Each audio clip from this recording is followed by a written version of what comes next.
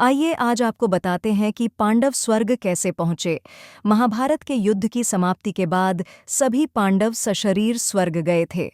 स्वर्ग अर्थात हिमालय के किसी क्षेत्र में जहां इंद्रादि का राज्य था। पांचों पांडव अपना राजपाट परीक्षित को सौंपकर जब स्वर्ग की कठिन यात्रा कर रहे थे, तब इस यात्रा में द्रौपदी भी उनके साथ गई थी। सभी चाहते थे कि हम सशरीर स्वर्ग पहुंचें, परंतु रास्ते में कुछ ऐसा घटा कि एक-एक करके पांडव नीचे गिरकर मृत्यु को प्राप्त हो गए। यात्रा के दौरान जब पांडव बद्रीनाथ पहुंचे और वहां से आगे बढ़े, तो सरस्वती नदी के उद्गम स्थल पर नदी को पार करना द्रौपदी के लिए कष्टकर हो गया था।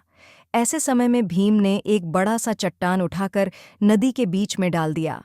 द्रौपदी ने इस चट्टान पर चलकर सरस्वती नदी को पार किया था। कहते हैं कि माणा गांव में सरस्वती के उद्गम पर आज भी इस चट्टान को देखा जा सकता है। इसे वर्तमान में भीम पुल कहा जाता है। हालांकि महाभारत की कथा अनुसार पांचों पांडव, द्रौपदी तथा एक कुत्ता आगे चलने लगे। एक जगह द्रौपदी लड़खड़ा कर गिर पड़ी। द्रौपदी को गिरा देख भीम ने युधिष्ठिर से पूछा कि द्रौपदी ने कभी कोई पाप नहीं किया, तो फिर क्या कारण है कि वह नीचे गिर पड़ी?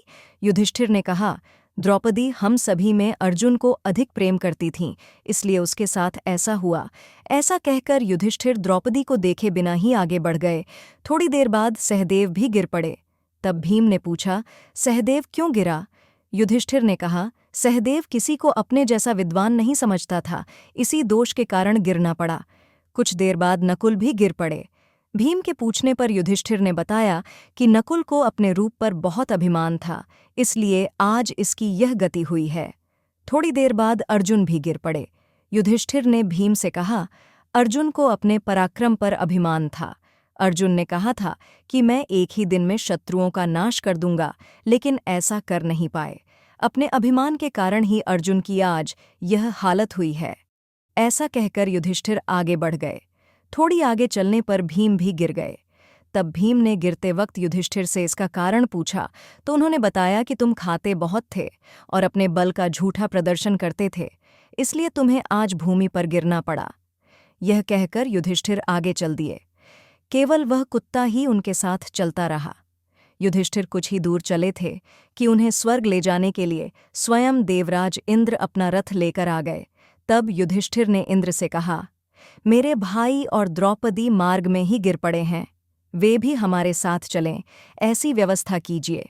तब इंद्र ने कहा कि वे सभी शरीर त्याग कर पहले ही स्वर्ग पहुंच चुके हैं, लेकिन आप सशरीर स्वर्ग में जाएंगे। इंद्र की बात सुनकर युधिष्ठिर ने कहा कि यह कुत्ता भी मेरे साथ जाएगा, लेकिन इंद्र ने ऐसा करने से मना कर दिया।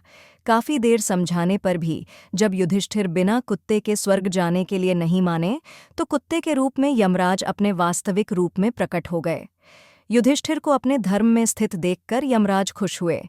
इसके बाद इंद्र और युधिष्ठिर रथ में बैठाकर स्वर्ग की ओर निकल पड़े। कहानी अच्छी लगी हो तो लाइक करें, सब्सक्राइब करें और शेयर करें। धन्यवाद।